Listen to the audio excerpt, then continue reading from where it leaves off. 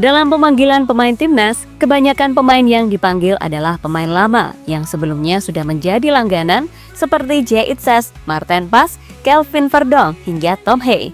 Namun untuk edisi kali ini, ada beberapa pemain yang akhirnya mendapatkan panggilan kembali.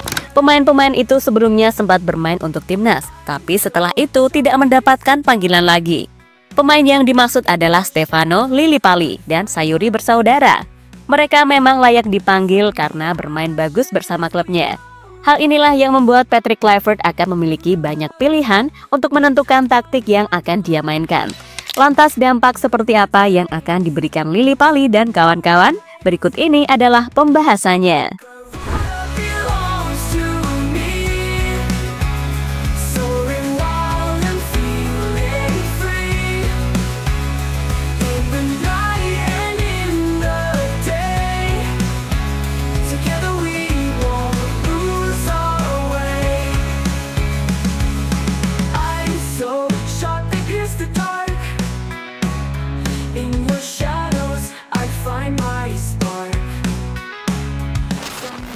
Ya, dalam laga melawan Cina nanti, timnas Indonesia resmi kehilangan Marcelino dan Maarten Pas. Dua pemain tersebut dipastikan absen karena harus menjalani hukuman akumulasi kartu kuning. Untuk posisi Pais, Kluivert nggak perlu khawatir, karena di posisi penjaga gawang, Indonesia masih memiliki Emil Audero yang tak kalah hebatnya. Kebetulan kiper kelahiran Mataram tersebut bisa datang lebih cepat, karena Palermo gagal di babak playoff. Itu berarti hampir dipastikan jika Emil yang akan menggantikan peran dari Maarten Pas. Dan itu akan menjadi debutnya membela timnas Indonesia.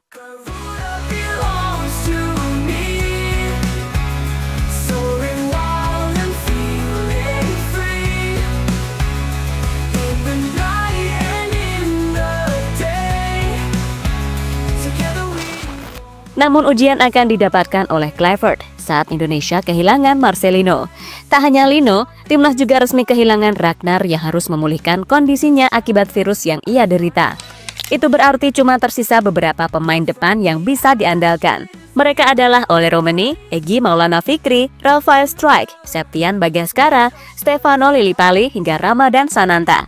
Untuk posisi depan, hampir pasti akan diperankan oleh Romeni. Nantinya tinggal bagaimana Patrick Kluivert menentukan siapa duet dari pemain Oxford tersebut.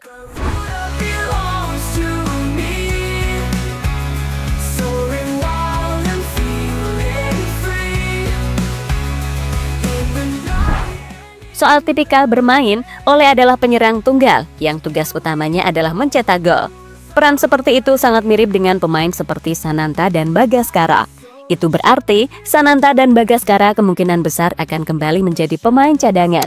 Tinggal 3 pemain yang bisa menjadi duet bagi Oleh Romeni. Mereka adalah Egy Maulana Fikri, Rafael Struijk, dan Stefano Lillipali.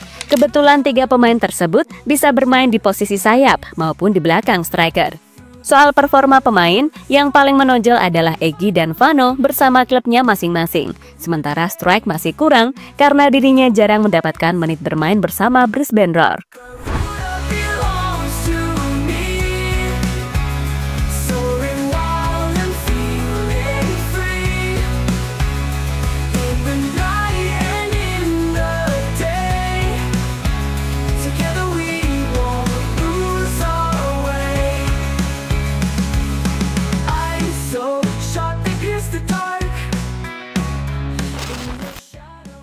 Pengalaman Vano dan skillnya yang sangat dibutuhkan timnas. Dari beberapa pemain tadi, yang paling menyita perhatian adalah Stefano Lillipali. Alasannya adalah karena dirinya kembali mendapatkan kesempatan bermain untuk timnas Indonesia. Dengan bergabungnya Vano, maka pengalamannya akan sangat dibutuhkan serta kemampuan yang biasanya ia tunjukkan. Untuk musim ini saja, Lillipali mampu membukukan 5 gol dan 4 assist untuk Borneo. Itu dilakukan dirinya dalam 23 pertandingan yang dia mainkan. Mungkin karena performa itulah membuat Vano dipanggil lagi oleh Kluivert. Tentu bukan hanya memanggil saja, karena sebelumnya Kluivert dan 2 asistennya selalu memantau pertandingan di Liga 1.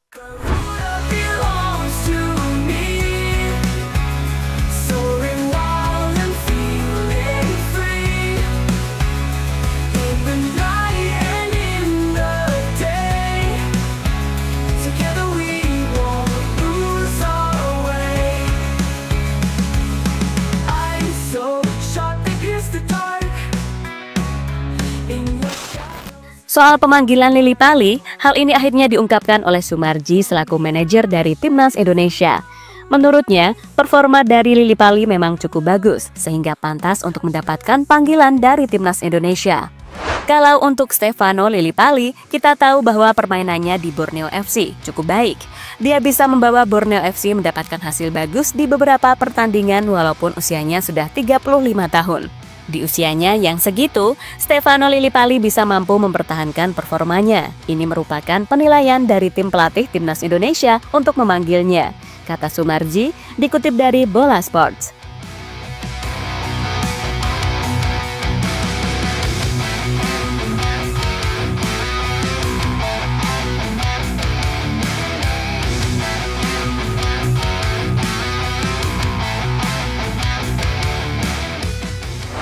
Plan B yang bisa dimanfaatkan Kluivert. Timnas Cina pasti sudah menandai beberapa pemain dari Timnas Indonesia, terutama oleh Romani yang sudah mampu mencetak 2 gol dalam 2 pertandingan bersama tim Garuda. Tapi tenang, ada beberapa opsi yang bisa dilakukan oleh Kluivert. Opsi yang dimaksud adalah dengan memaksimalkan pemain yang lain, misalnya adalah Sayuri bersaudara. Pada musim ini, 2 pemain tersebut benar-benar tampil luar biasa bersama Malut United. Untuk Yakob, dirinya mampu membukukan 10 gol dan 6 assist, sementara Yance menyumbangkan 7 gol dan 5 assist. Dengan statistik tersebut, kini tinggal bagaimana keputusan dari Kluivert.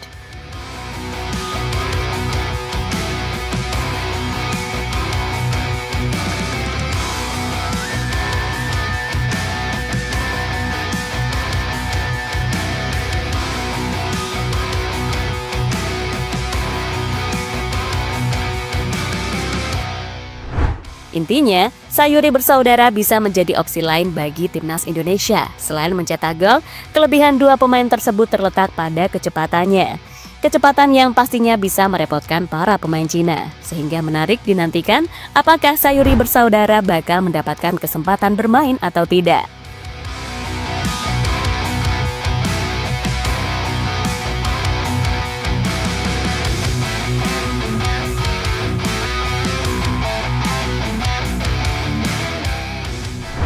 Duet lama yang akan diracik lagi.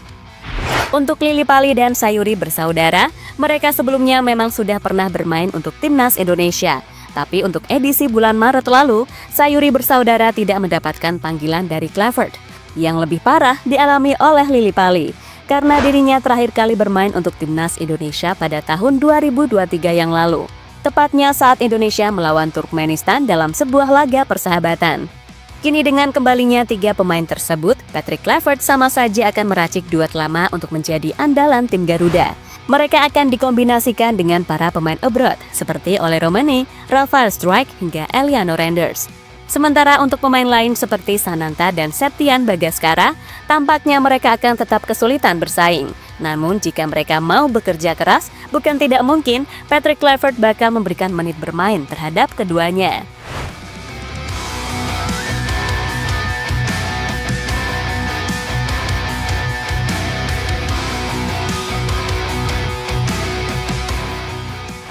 Sementara itu, lawan dari Timnas Indonesia yakni Cina baru saja mengumumkan skuad yang bakal mereka andalkan.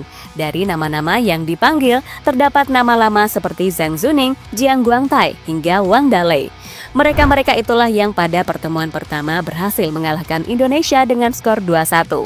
Maka dari itu, pada pertemuan kedua nanti, Indonesia harus mampu membalasnya demi bisa mendapatkan 3 poin.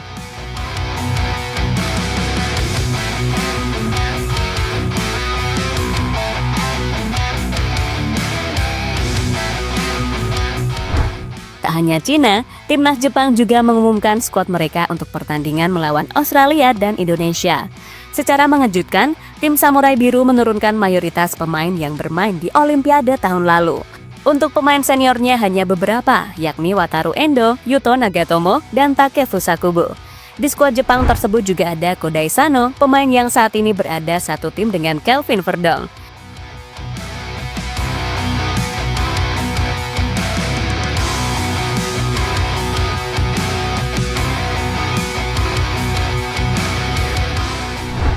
Jadi itulah beberapa plan yang bisa dilakukan oleh Patrick Kluivert bersama timnas Indonesia. Plan yang pastinya bertujuan untuk meraih kemenangan dalam lanjutan babak ketiga kualifikasi Piala Dunia.